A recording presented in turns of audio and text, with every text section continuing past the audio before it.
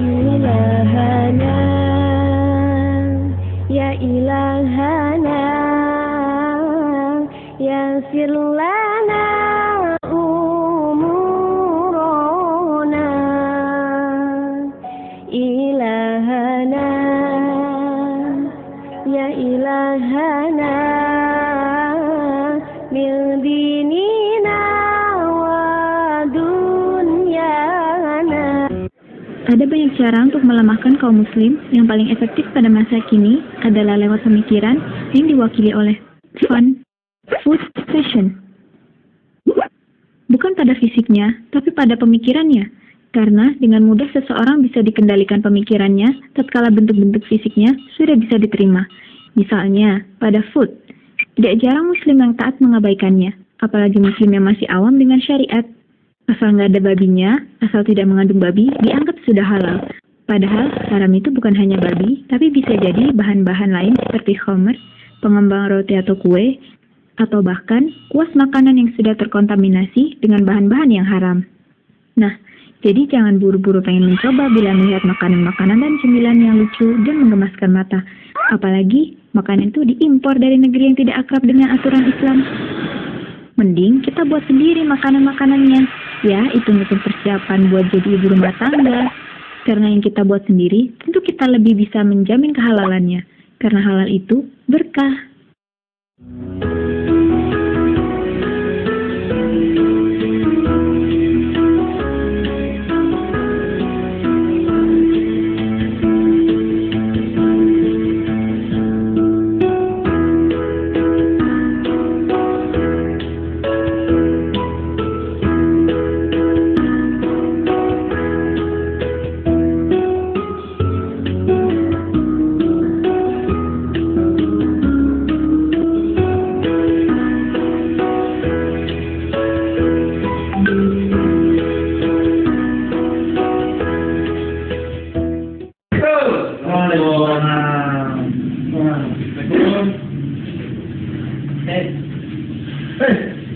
Assalamualaikum. Waalaikumsalam.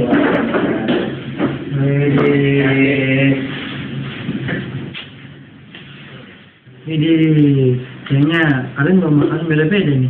Sama aja kalau anda lagi lapar. Iya dong, kita kan teman kamu, Din. Apalagi kita sama-sama muslim. Sudah sepatutnya kita saling peduli dan saling berbagi. Ah, elah, kemarin aku minta jawaban aja nggak dikasih, gimana? Nah, itu beda lagi ceritanya. Udah, daripada ribut, ini kita makan. Iya nggak? Ya. Tar dulu. Mana mau tanya?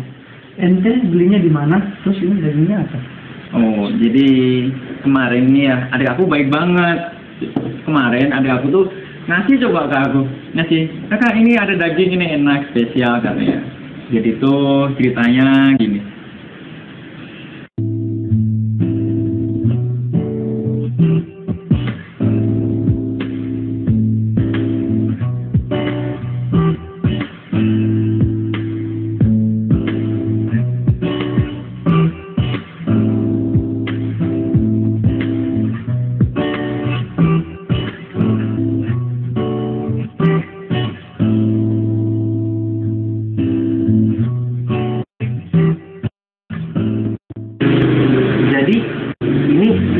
Daging. Ya ampun Aki, Anda jelasin ya Tante. Dalam Islam itu ada beberapa tipe jenis makanan yang halal. Salah satunya itu daging ternak seperti sapi, onta, kemudian unggas seperti ayam, itik. Kemudian ada binatang ternak yang baik seperti kelinci dan kancil. Oh gitu ya. Aduh, apa nih ya? Baru tahu nih. Makanya, udah lagi mau gak mau. Ini makananku nih. Jamin halal, beli di warung depan. Itu kamu beli sendiri? Enggak dong. Lah, terus? Jadi gini.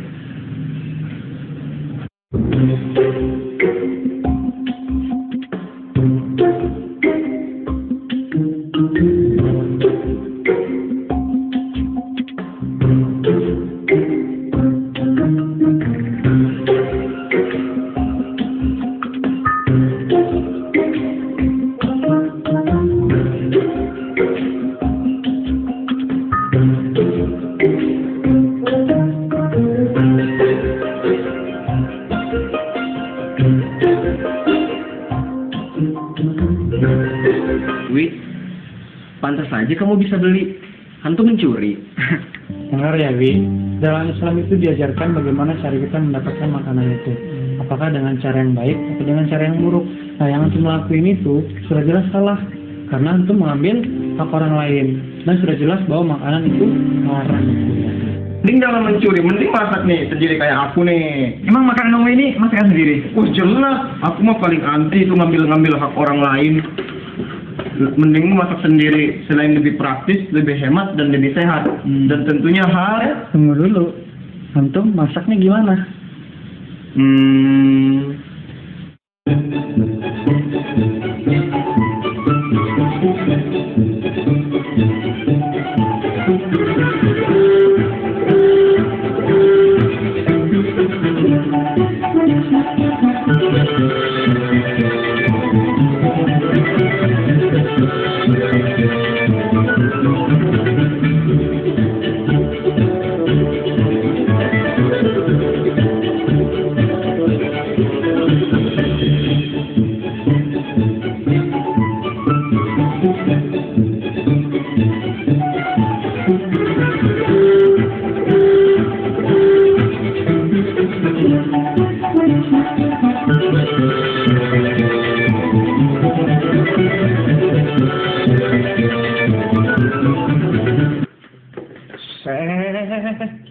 Sadar.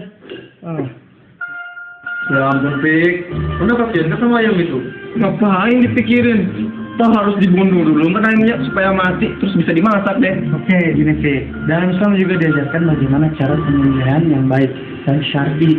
Nah, sedangkan yang antum lakukan adalah mengikuti ayam itu sampai mati. Dan itu sudah jelas bahwa makanan ini haram. Ya, mau makan apa nih? Hah? Ini nasi sama telur rebus. Enak kan? Apa nih? Kembang. Hah? Aduh, ya gitu deh. Emangnya ente dapat dari mana makannya, Han? Tadi tuh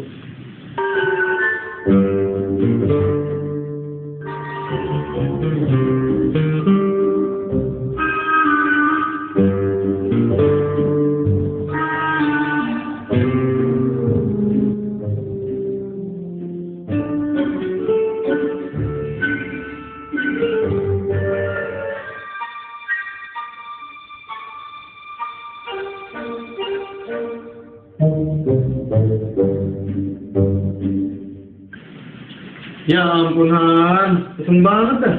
Han, ente pernah dengar nggak Quran surah Al-Maidah ayat 3 yang artinya dan diharapkan bagimu yang disembelih untuk dijadikan sesembahan. Nah, yang antum lakukan itu salah dan sudah jelas ini tidak bisa dikonsumsi bagi umat Islam.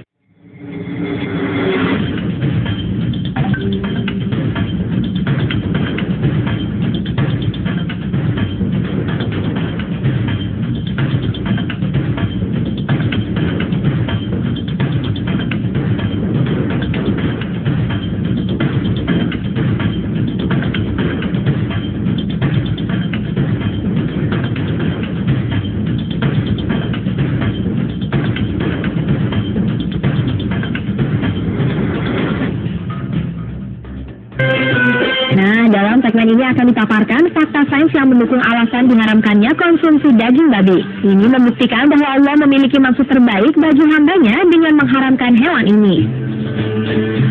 Babi merupakan pemakan segala dan juga scavengers atau pemakan makanan sisa. Artinya, babi memakan apapun termasuk makanan basi, makanan busuk, kotoran, feses, urin, bangkai, bahkan sel kanker. Sayangnya, sistem pencernaan babi tidak dapat membuang racun-racun hasil makanan tersebut. Racun pun terakumulasi di seluruh tubuhnya, terutama di daging dan lemak. Apalagi babi hanya perlu 4 jam untuk mencerna seluruh makanan. Ini tentunya tidak cukup waktu untuk membuang racun-racun yang ada di tubuhnya. Babi juga tidak memiliki kelenjar keringat. Artinya babi tidak bisa melepas racun tubuhnya melalui keringat. Artinya daging babi tentu mengandung akumulasi racun lebih banyak daripada daging lainnya. Sebuah lembaga di Inggris, Consumer Reports, melakukan investigasi terhadap 200 sampel daging babi dan mendapatkan sekitar 69%-nya terkontaminasi bakteri Yersinia enteropolitica. Bakteri ini menyebabkan demam, gangguan saluran pencernaan, diare, mual muntah, dan kram perut. Banyak bakteri yang ditemukan di daging babi bersifat resisten terhadap antibiotik. Hal ini membuat pengobatan lebih sulit bila kita terkena penyakit yang disebabkan makanan yang mengandung daging babi. Berdasarkan laporan Consumer Reports, terdapat Salmonella, Staphylococcus aureus, atau Listeria monocytogenes, yang juga merupakan penyebab penyakit menular yang berasal dari makanan.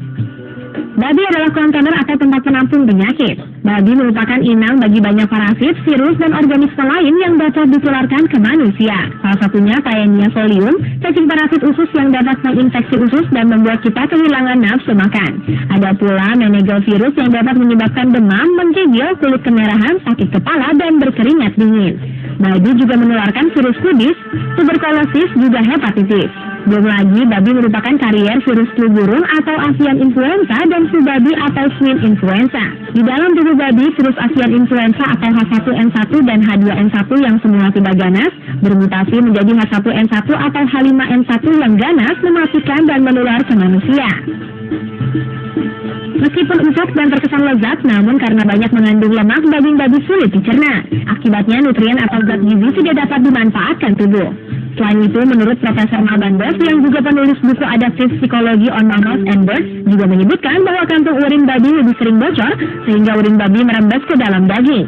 Akibatnya daging babi tercemar kotoran yang semestinya dibuang bersama urin. Lemak punggung pada babi tebal dan mudah rusak oleh proses ransiditas oksidatif sehingga menimbulkan bau tengik dan tidak layak dikonsumsi manusia.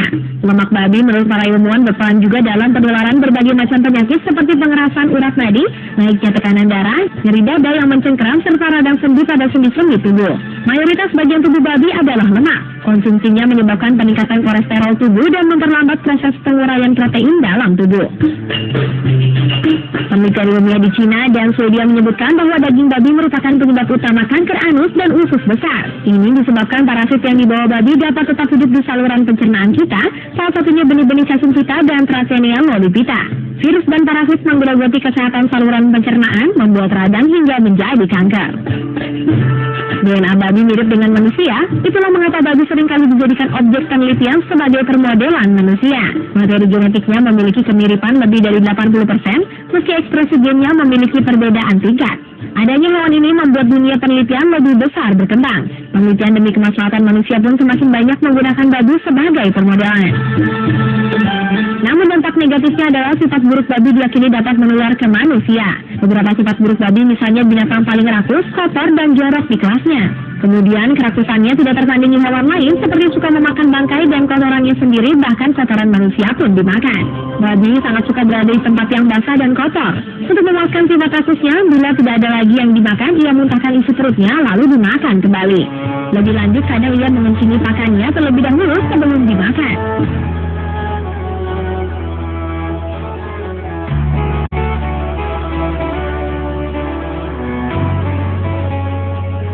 Ilahana, ya ilahana, yassir lana umurana. Ilahana, ya ilahana, min dinina wa dunyana. Ya Fattahu, Ya Fattahu, Ya Fattahu, Ya Alimu. Iftah qulubana, iftah qulubana ala tilawatil Qur'an.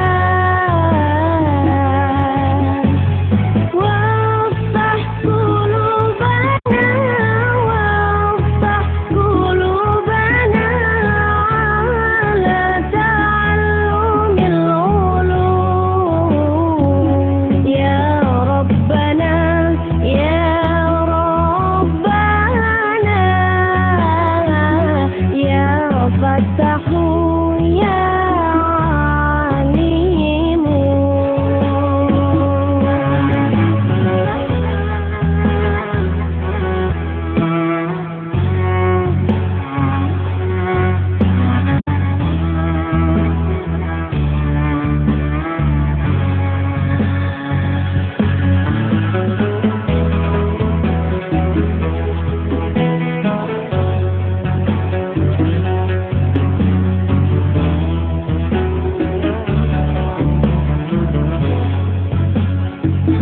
Allah ya Rabb, Allah ya Rabbi, mudahkanlah urusan kami.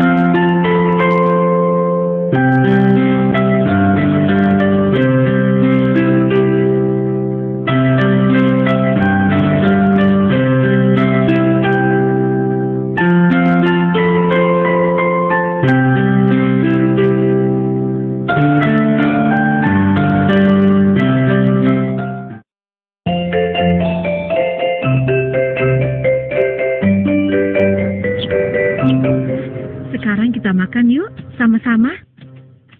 Ayo, duduk yang rapi. Loh, Fatih, ayah kemana? Ayah makannya nanti, Bu. Katanya sih mau ke rumah Pak RT dulu. Oh, ya sudah kalau begitu.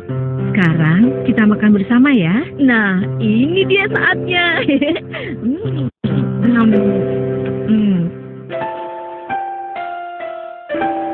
Astagfirullahaladzim. Hah? Bisa sopan sedikit nggak sih? Pada rakus-rakus amat. Ini namanya pucuk dicinta ulang pun tiba, Laras.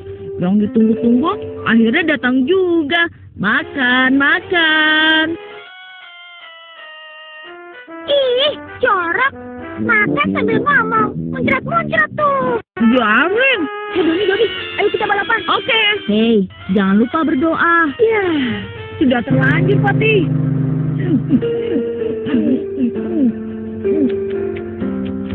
Hati-hati, nanti tersedak. Kamu badan aja yang gede. Tuh kan, keselak deh. Nih, minum dulu. Bismillah.